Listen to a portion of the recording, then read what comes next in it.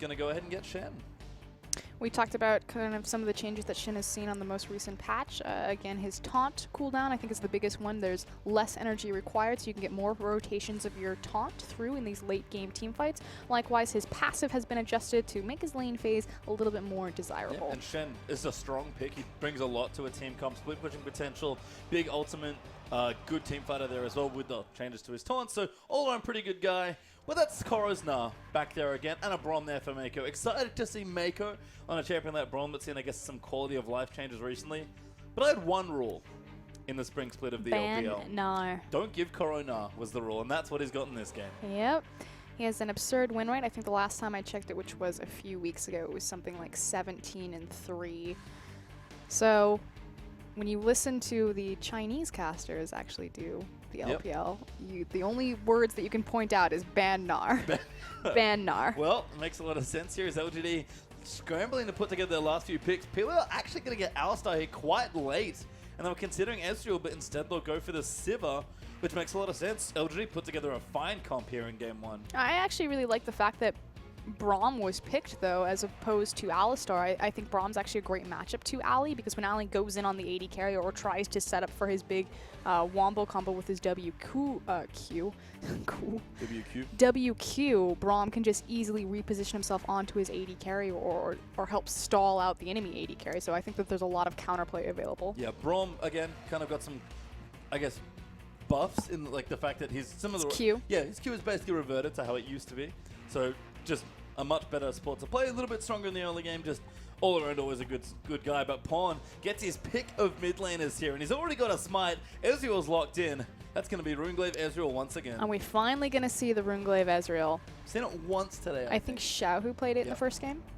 Yeah. But Pawn been playing a lot of this in the Demacia Cup, and he's always good, I feel like, in whatever champion he wants to pick, and he's got a very deep champion pool, but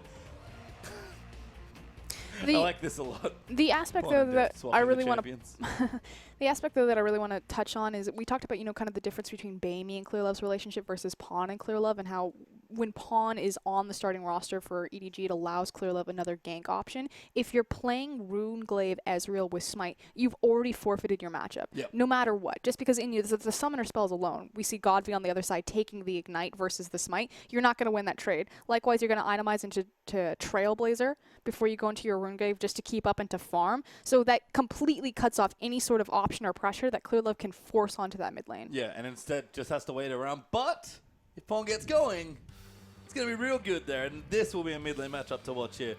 Godby on Victor versus the Ezreal. It's kind of honestly the two, on this patch especially, just the two best mid laners, or two of the most popular at least. Yeah. I would say Cool, Godby, and Pawn are probably the top 3 mid laners in the LPL. Oh, I meant champions, but yes, they're also very good players. So I agree there also. Forget those guys. Forget those guys. I don't care about the champions. They're all changing next patch anyway. Trust me, please. Is it 513 yet? No, it's not. Runeglaive Ezreal Winter is still here. Let's get on the Rift. Please? Please? Not just yet. You need to calm down. I'm excited. You're far too excited. I mean, it's definitely a lot to be excited about in this game. It is the Clash of the Titans. The standings don't reflect that, but do not be fooled. Xiaogu's manager came out after their disappointing loss to LGD in the Demacia Cup and said, LGD, they're a strong team. You have to watch out for them. Well, we'll see how much they have to watch out. Let's get on the Rift for game number 1.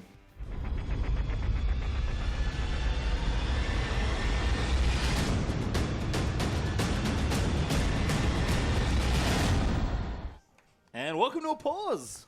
There's an unfortunate start to our game here, but LG versus EDG will be underway soon. League of Pauses. League of Pauses. Let's look at Imp. Yeah, looking handsome. New haircut, new hair color. Looking very serious. Looks like he took after my haircut initially, the bowl cut. The bowl cut. He's got it tilted to the side. I'm going to have to revise my power rankings for hair, actually, in the LPL after today. You have a power rankings for hair? Oh, yeah. Who's at number 1? Is that a real question? Of course. Doinby? Yeah, of course. Oh, okay. Shagu. I was going to say... mainly like by team, but like we can do it by player as well. It's definitely Doinby. He's number 1. Cool was way down the bottom. That's where it started.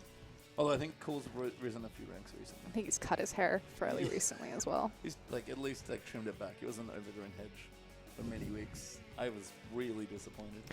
Let's talk about that Ezreal. Yep. So the discussion that we were having before, taking the Runglaive Ezreal. So obviously Runglaive is going to empower Ezreal because not only does it get his Sheen, it's very important to Ezreal's kit, getting that Sheen proc off of the Mystic Shot into the auto attack. But effectively it gives massive amount of poke, I think like 800 damage off of the Q because it's going to translate into magic damage. But more importantly, free wave clear that Ezreal just doesn't have. No, and we're going to get into game Pawn. Doesn't quite get the poke down onto PYL, but they at least know he's in the area. No wards in that spot just yet. Here, LGD trying to get in and check for a couple of spots, but PYL going to finally put the ward down. They will get it. Oh. Def gets some gold, and PYL eats a chair. That's game over. He's already got a CS. Def, he's so good at getting CS leads. He's got beyond perfect CS right now. Yes. Yes, he does. It's a fact. It is a fact. Let's talk about these team compositions. So the thing that we haven't pointed out yet is TBQ playing the Elise. Elise was changed on 5.12. Yep. Jungle buffed up a little bit, has more power there through her W and her little Spiderling, so should be healthier. We'll see if he chooses to be an aggressive Elise or more of a defensive option and what kind of build path he's really going to look at. So typically in the past, Elise prioritized magic penetration because her AP scaling isn't the best. Yep. Magic penetration.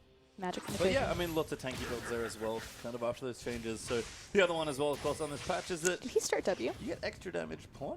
That's cute. Oh, you did? Yeah, just so he can help trade against Victor with the laser, so obviously the W being able to shoot through the creeps as he punched Godv in the face real quick right there. Very cute there as Mako already having a walk. Clear Love is level 2. I think he just got his grump. They're invading onto the red that they warded.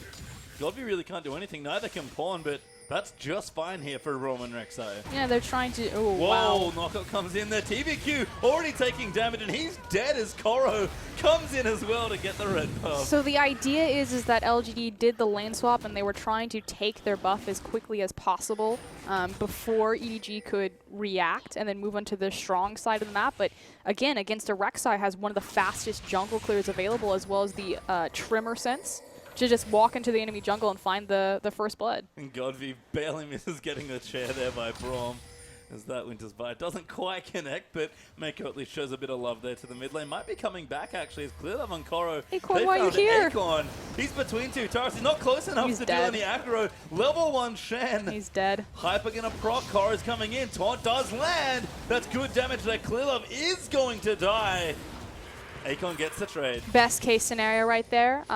Fantastic likewise because he killed the red buff on Clear Love. We'll see if TBQ, there we go, pings the enemy red buff, so he should be running, sprinting as fast as he can over to that side of the jungle. Yep, Clear Love going to go over there now as well, but like you said, Pawn not going to offer too much help there as Acorn might get redived here.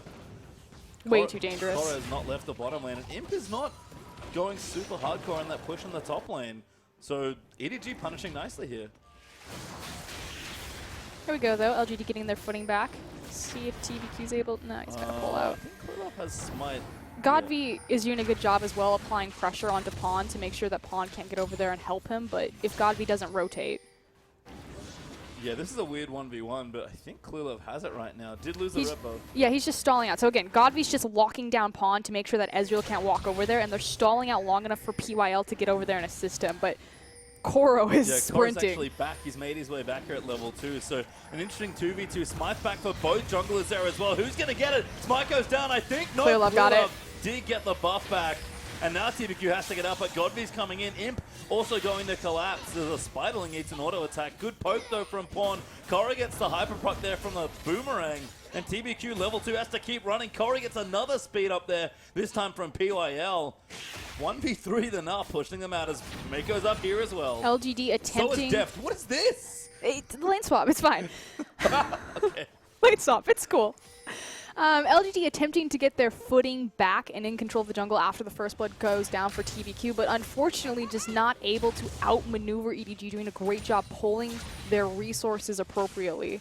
And good smite from Clear Love. Really, yeah, great smite from Clear Love, but good to see EDG taking it to LGD. We talked about it time and time again. The macro movement. LGD are one of the best teams, if not the best team in the LPL at playing a lane swap, and EDG are outplaying him in the lane swap early on. Well, to be very fair, TBQ made a massive error in the initial trying to start from the bottom side of the jungle when he didn't have numbers advantage. Mako just casually here in the mid lane. That's a pretty good amount of damage. Gonna look for the dive here. Godby does not have a defensive summoner, and Pawn flash Qs for the kill. We talked about how there was no gank potential with a Smite Ezreal, but if you bring 3 people, again, skirmishes. Yeah, it's just Pawn, Mako, and Clearlove teaming up again. And Mako really showed this in the Demacia Cup when he kind of debuted pulling out Braum again. So again, 5.12, Braum did get some changes to his Q. Now, Braum kind of suffers in the lane phase. He uses a lot of his effectiveness, but his initial level 1, especially on his roam potential, is so potent because of the concussive blows and that ranged slow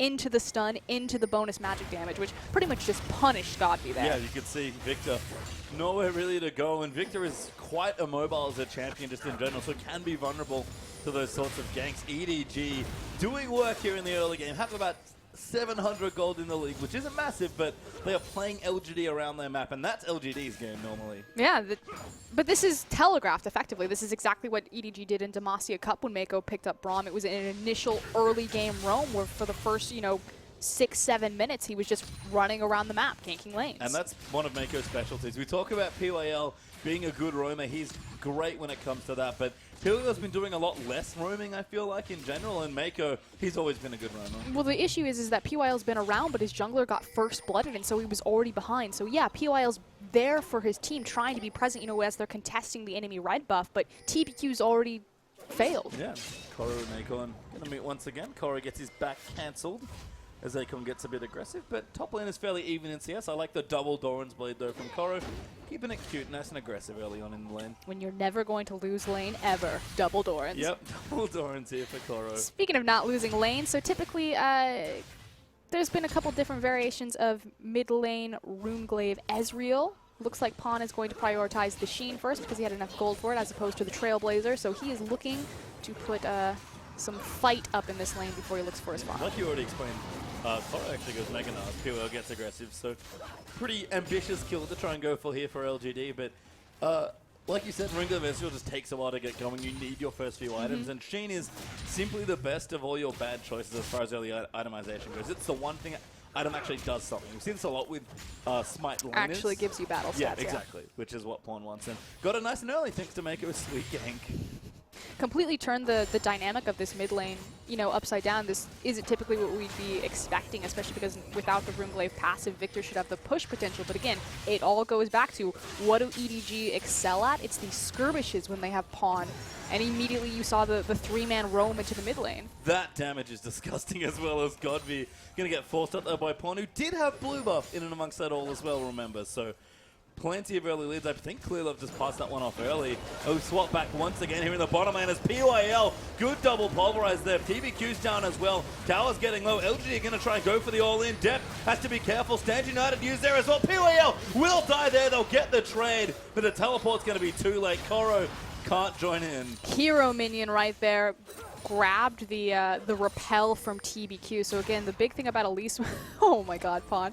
The big thing about, and obviously he's going aggressive because he sees that all of LGD's resources are bottom. Big thing about Elise is she used to be super good at tower diving, obviously with the repel, being able to juggle aggro. Unfortunately, he missed his cocoon there on a creep and cost PYL his life. Yeah, Elise gets the trade there, but LGD get the kill, the tower and the dragon. So, I'm going to try and steal it. No, that was cool. Oh, we got it! Oh my god! Pawn managed to take the dragon away. Complete. A poor observer. Stunned by the brilliant play. Pawn's just got everything this game. Runeglaive's completed at 9.5 minutes.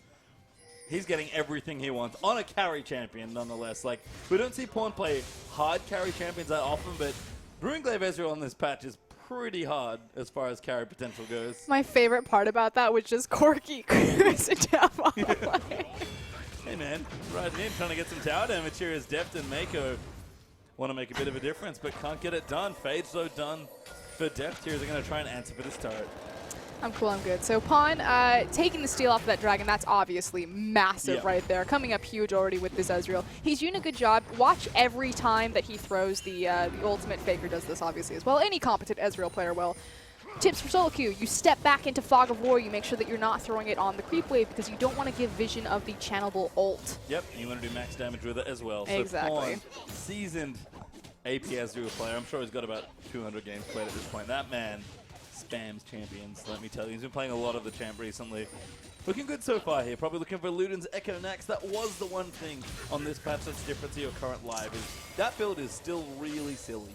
And here we go, though. This is how Runeglaive Ezreal works. So obviously with the Trailblazer, he gets the AoE Smite. And again, walking into Fog of War, hiding around corners before throwing his ultimate.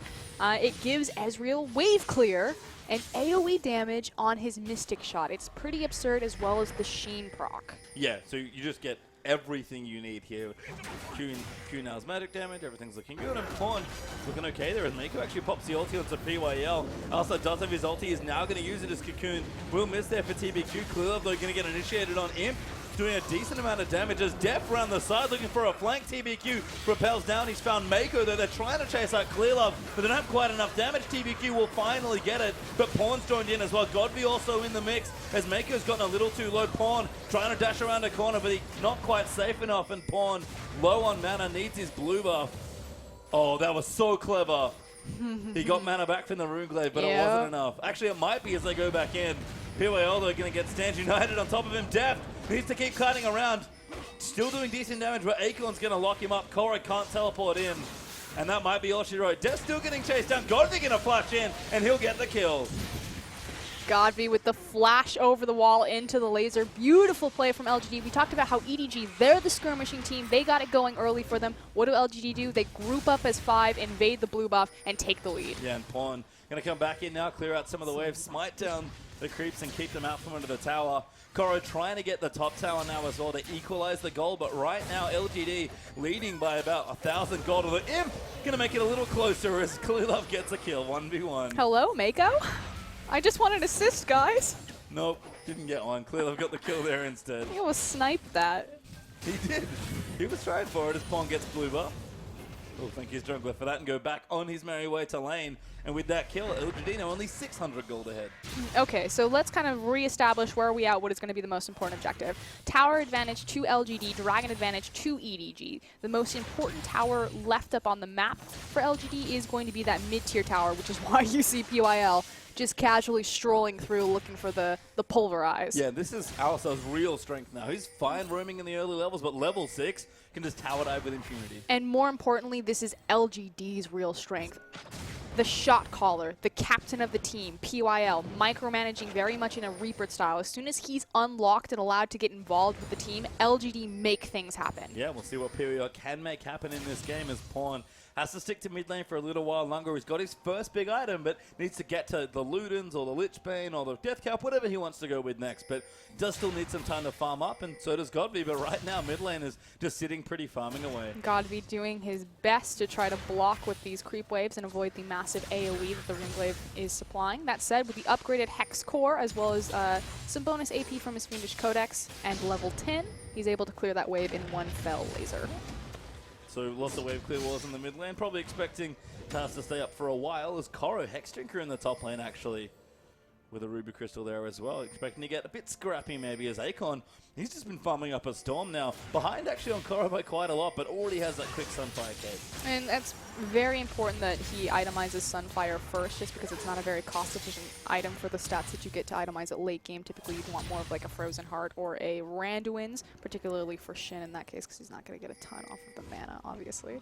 But likewise, it empowers the split push potential from Shin. Yep, so we'll see how much of the Akon can do in the game. As Deft has his Sheen and his Phaedra looking to go back and probably go for that Trinity Force, which I imagine will have the gold for soon, if not right now. Godby actually comes down into the bottom lane, though, might be looking for a roam, but instead covering it for Imp, who is in the mid lane. Yep, so it's the classic swap. What's the most important tower? Obviously, you don't want to keep your mid laner and your AD carry in the same lane because you don't want them contesting for farm. You want to make sure that everyone gets the maximum efficiency of gold intake for this lane phase, which is why Imp has now taken over the mid lane because he wants the tower. And he can't go top lane because that's an island, so let's swap bottom lane there quickly on instead as Koro We're going to go back now. He's Mega now, so he'll be a little bit tired as the Dragon comes back, but he'll be ready to go as Imp. Got himself an Infinity Edge already. Yeah, and again, we talked about how Name, you know, in the previous set itemized into the individual pieces for flat AD simply because the Dragon had already been taken and there was no 5v5 arena set up that you wouldn't need the battle stats of the crit that the Infinity Edge would prepare. But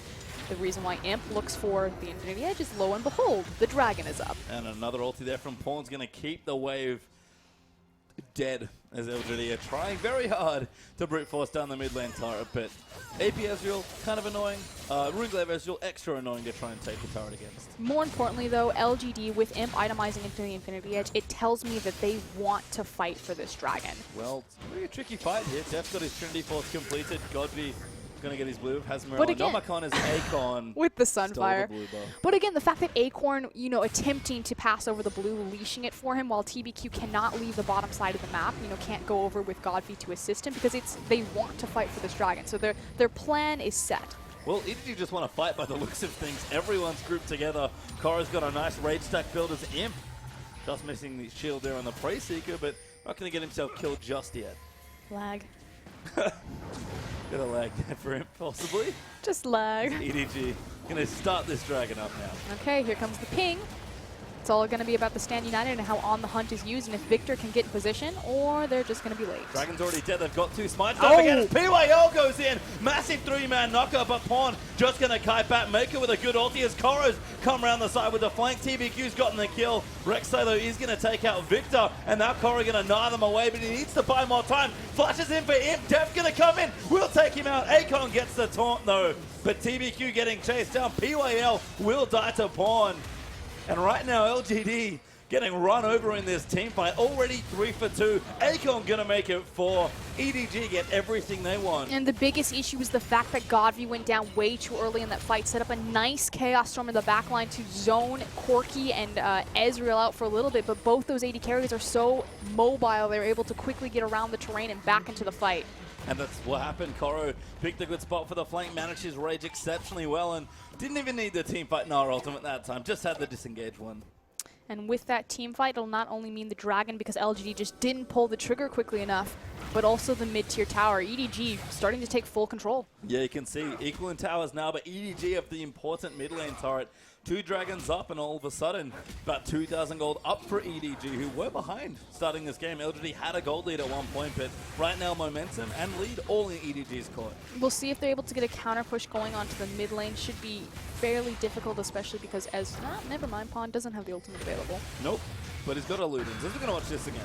So, fantastic engage from PYL. That said a little bit late. A nice Chaos Storm, but Godby just gets obliterated here. Flashing forward, sets the Chaos Storm down. It does zone Pawn and Deft up to the back of the fight, but both of them are super mobile. You see Deft come over right at the wall, just punch him in the face, takes him out. And likewise, Pawn is now on the back part of the fight, just cleaning up. Yep, plenty of mobility there for the Ezreal.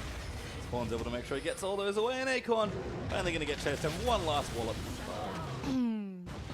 Classic. Oh, Deft gets caught out of the Valkyrie, pulverized and headbutted. 3v1 gets taunted, and Imp gets himself a nice free kill. Now the question will be, can EDG get anything on the map? And the answer is no. So this is just going to be a free kill as well as a tower for LGD. EDG going towards the top side, but cannot save this tower. Akon going to tank it up to make sure Imp's able to get it, and right now EDG don't respond fast enough, and that gold lead shrinks suddenly as Pawn is trimming the wave in the bottom side. Trying to deny all of that CS as well as take the tower. It is fairly low, so we'll see if these creeps can take it down. Godby trying to get down there. Yep, running. The out-of-breath Victor needs to buy maybe some I feel like that was fun. It needs to be more like Darth Vader. Yeah, I guess so. But nice heads-up ulti there from Pawn, able to get himself a tower. Get that gold lead a bit more up for EDG, so going to sit back towards that 2k mark. And Luden's Echo is now completed, so Pawn, he is at the first big power point for AP Ezreal. Are you ready for your LPL fun fact? Yes. One of the, I believe, the actual first Ezreal player to use his ultimate like that to trim waves. Wei Xiao. Yes, it was Wei Xiao. It was Wei Xiao. Fun fact. Yeah. Smart guy, and that was AD. Oh, even better, and now we're going to tie it into EDG. Okay. Wei Xiao, World Elite attribute the first use of the slow push in a competitive game to their coach, Aaron, who is now the coach of EDG. Yep. Him and Clear have worked together for quite a long time. Different teams. Their entire careers. Yes. Yep. As Pawn trims a bit more of a wave there in the top half, but Acorn ready to meet the wave EDG pushed in. He'll be just fine. In fact, he's having a very happy time. Despite being behind CS Takoro, he is just eating up farm as it comes towards him as Deft and Mako trying to create a bit more pressure in the bottom. The next biggest objective on the map for EDG is actually going to be that top tier tower, but they're expending a lot of their gold, momentum, and resources into the bottom side of the map, especially with Dragon not being on the table quite yet. So I'm not going to call it a... No, yeah, I am. It's waste gold. There's no reason to have, what, 1, 2, 3, 4, 5 wards down there. You have to think each one's costing 75 gold and you're not utilizing that area at all. They need to move this vision up to the top side of the map. Dragon will be spawning in, 2 minutes, but they had a good window where they could have looked for that last objective. Now they're kind of stunted. Yeah, minute 35 actually for that Dragon, so coming up relatively soon, but EDG gonna try and run LGD out of the top half as Pawn. Pretty ridiculous damage. PWL will pop the ulti. Clearlove gonna try and stop him. Baron has spawned recently. PWL gonna eat the ulti, but that Aster ultimate just lasted long enough. He's just unkillable. That said, with so many resources and trying to push into the mid lane, Clearlove says, nope, not today. Def says, yep, thanks for the CS, I'll take it. And now with Sork shooting that Trinity Force plus the Ludens on the Ezreal, EDG are in prime position to take this next Dragon. And that's pretty much the core build of the Runeglaive Ezreal, is just the Ludens on the Runeglaive. You can go really any direction from here. I expect a Death Cap, possibly a Void Staff. Maybe a Lich Bane down the line as well, but you're right. It only gets better for Runeglaive Ezreal. I don't think he needs a Lich Bane with the Sheen from Runeglaive. Oh, I don't know if that works actually. You're right.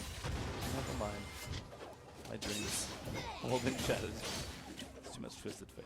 I mean, that said though, I still stand firm on my call that EDG wasted a lot of their momentum and their lead in kind of the past 3 minutes of, playing to the bottom side of the map when it was really this objective that they wanted. Koro does end up picking it up, so good job, is now we're going to start to rotate our focus back towards that Dragon Pit that'll be spawning in 20 seconds, but kind of a fumble there. Maybe. I mean, trusting Koro, given how good his lane was going, it's interesting. It didn't punish them at all, but it stalled out the game. And when you have the lead, you want to push it and maximize your efficiency with it and not give the team any sort of breathing room. Well, EDG now up 3,000 gold and prime to take their third Dragon, so things looking good right now, but Dragon just spawns.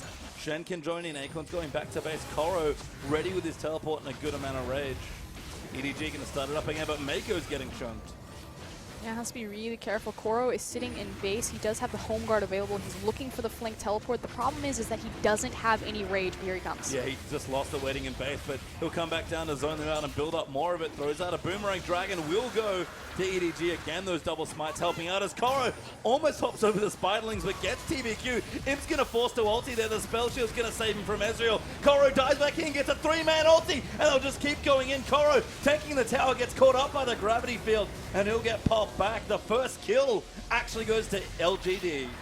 Just massive AoE and control from Godvy's Victor right here. So Koro diving a little bit too deep, finds a nice Gnar ultimate, but doesn't find the chain CC on it, and his team just can't follow up. That poke, though. I mean, we talked about Ezreal's poke being pretty good. Corki's is not bad either, and this is just a regular AD Corki, so you can see Godvy there has to reconsider his positioning a little. But this is kind of the win condition for EDG's composition. They have to make sure that they lay down the poke before they look for those hard engage ultimates. So bit of a miscommunication between them and Koro's intentions. Yeah, I mean, Koro, really nice Gnar ultimate, but no one could really follow up as Godvy caught a bit out of position. Does not get punished for it, though. And EDG will hold their mid tower. Deft will go bottom to collect some farm. And most importantly, they got that third clean Dragon. I thought for sure Deft was going to look for the Valkyrie and try to make an outplay with this flash from the gravitational field, but doesn't risk it.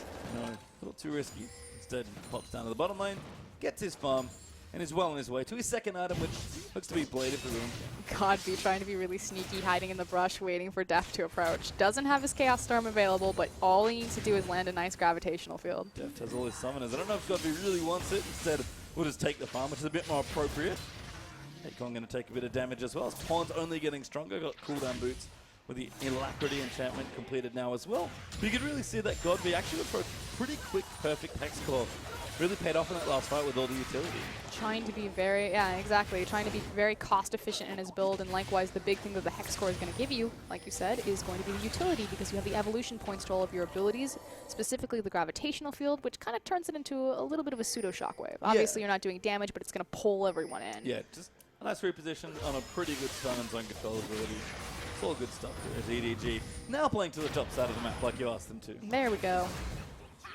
So the reason why you want to play to the top side of the map is because with the Dragon down, you have a 6-minute window of opportunity where you can play to the top side. You're not sacrificing any sort of objective. Again, the next most important objective for EDG is going to be this mid-tier, second-tier tower.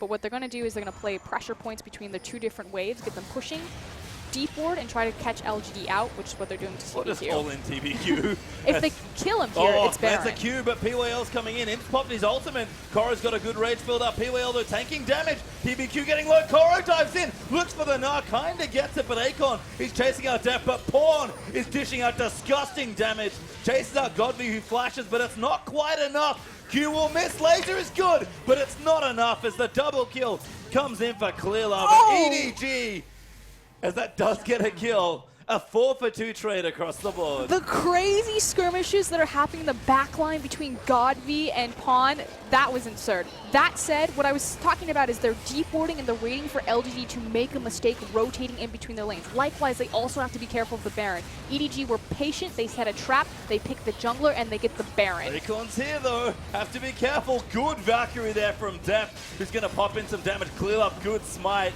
as Koro is going to fight Akon. Fairly tanky is the old Shem, but I don't know if he can get away from this. Is forced to flash over. Koro will miss the wallop, but Def just going to hunt him down. ClearLove running in. The boulder toss will hit, and ClearLove going to get another kill. EDG in full control now opened this up close to a 7K gold lead at this point. And we've seen what happens when EDG get their quick 25-minute Baron. The game usually ends within 5 to 10 minutes, and you know that this team's going to be looking to close it out quickly. One of the most punishing teams of the Baron. That said, LGD, known for their wave clear, typically even trying to close against them is very difficult because they're very good at prepping, making sure that you don't just get a free push on them. Yeah, really good side TBQ dodges some poke, but Pawn now with the Void Staff, only gotten stronger here in this game. Baron buff helping out there as well, and that mid lane turret still a real thorn in LGD's side. So I want to talk about that last team fight. Oh, perfect. Here we go. So you set up the trap. The thing that I want to talk about, though, is going to be this gravitational field. So Victor gets involved. He's going to set up the gravitational field in a perfect choke point. There you go. It actually catches Koro as he goes into his Mega Gnar form. Does manage to lock up PYL. But look at the damage that Pawn is doing into the backline. This entire fight was saved on the back of Pawn. Not only was it a fantastic choke point that EDG were able to just kind of brute force to LGD, but it's because that Pawn was able to zone Victor off of that fight, so they lost all of that big AoE damage to follow up on the CC. Yep, and now they're straight down mid lane taking a turret, make it 4-2 now as EDG's gold lead keeps growing and growing. Take the mid-tier tower, rotate to the bottom side. Not the right spot to be standing in, gets jumped in. ClearLove's going to get his 8th kill of the game. Deleted. Yep, that was a deleted moment. I mean, it's funny, we didn't really talk about it, but Ezreal Corki, really good at taking out turrets, even though it is a AP Ezreal. Obviously, the AP Ezreal's W is going to augment his team's attack speed to assist them in sieging. Likewise, the multiple Sheen procs with the Trinity Force as well as the Runeglaive, chipping away at towers. And all their poke helping out as well. Thank you for that. Get him! This ClearLove going to go in, dive to the backline. Akon going to get interrupted. Can't ult away from it as Mako going to dive in as well. PYL about to die through his ultimate as TBQ's the next one to get chased out. Alistar will fall though. ClearLove, another kill in this game as Deft is casually in the enemy base. Pawn survives on a couple hundred health, and EDG going to get another tower. Just so much destruction. We talked about how, Xiao Gu, the tied for first place team against EDG. Their manager said, LGD, you have to be afraid. They're a very scary, very powerful team. EDG are just manhandling LGD right now around this map. At least in game number 1, this gold lead has now grown to 10,000 plus. Flawless dragon control as well. All started off by a Pawn steal with the Ezreal ultimate.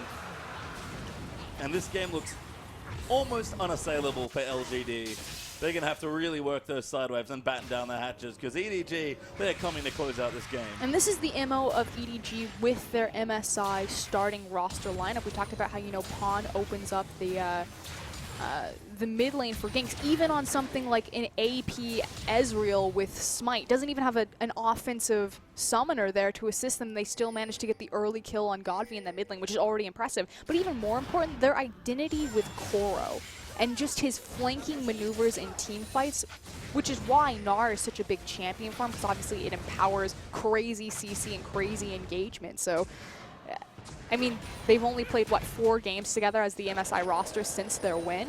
They still look like the same team. They do. And Koro, I agree, has just had a great game here. And important to note that I pointed it out maybe once or twice, but barely noticed it given all the action on the map. He's been 40 CS ahead of Akon for most of this game. 20 to 40 CS up. How's that Sunfire treating you? Helping you farm? Not well enough, unfortunately, for Akon, who's never gotten split pushing going. This is also brilliant, too.